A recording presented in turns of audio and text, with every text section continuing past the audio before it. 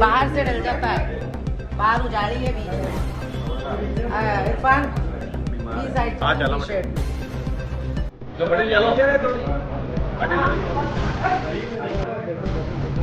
लाओ।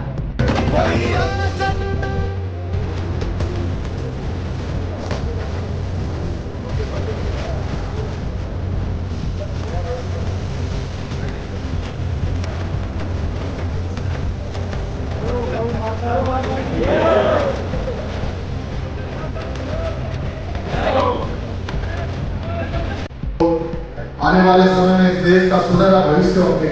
ऐसे छात्र छात्राओं के अभिभावकों को भी मैं प्रणाम करता हूँ। राम राम साहब, जोर से बोलो राम राम साहब, जोर से बोलो। मुझे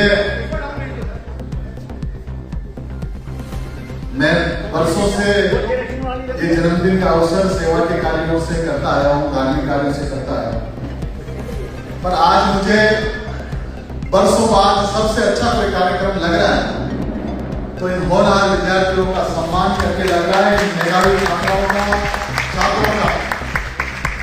निश्चित तौर पर आपकी जो चमक है वो न केवल आपके परिवार का, समाज का नाम रोशन करेगी, मैं दावे के साथ कह सकता हूँ कि इस देश का नाम भी रोशन करेगी।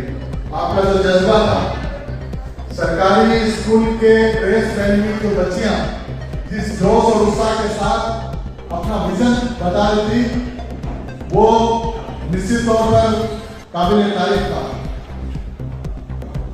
मेरी धर्मपत्नी ऐसे कार्यक्रमों में आती नहीं है, पर जैसे ही छात्र छात्राओं का नाम सुना तो उन्होंने कहा कि ये प्रोग्राम तो मैं अटेंड करना चाहती हूँ। तो मैं कहा तुम्हारा स्वागत है। और जब दिल को छूने वाले कार्यक्रम होते हैं तो मैं मानता हूँ कि उसमें अपने लोग बढ़ चढ़ कर हिस्सा लेते हैं। ये तो एक शुरुआत है, बानगी है। इस कार्यक्रम को मैं ग्राम पंचायत तक, वार्ड वार्ड तक ले जाने का काम करूंगा।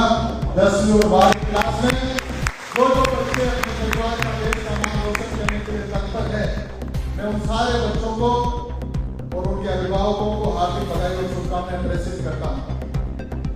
मैंने इनको कहा, भाई हमारे देश के नेता राहुल जी जो नीट में जिस प्रकार से धांधली हुई, जिन बच्चों के साथ विश्वासघात हुआ, उसकी आवाज उठा रहे।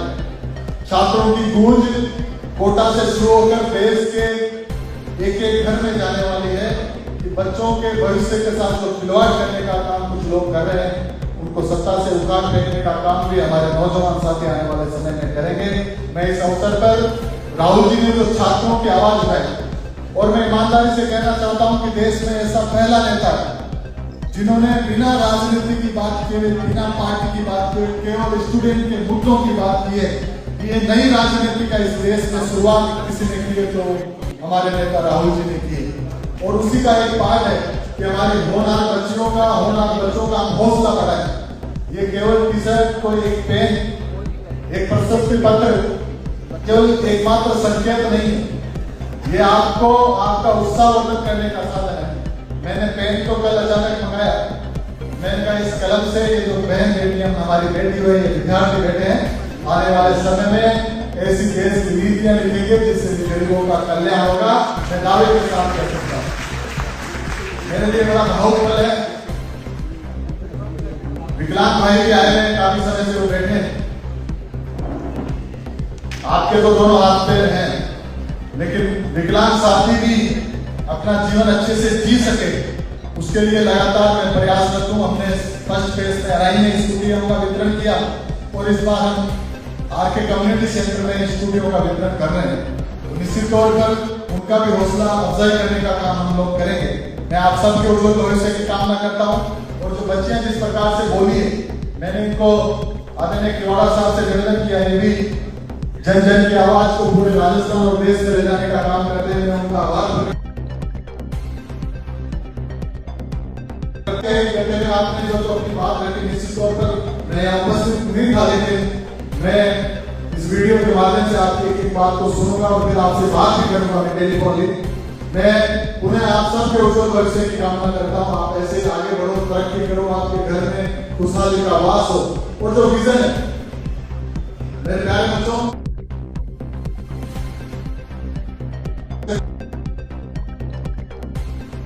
कि वो लक्ष्य, वो टारगेट, वो मछली की आंख आपके चरणों में आने का काम करेगी। मैं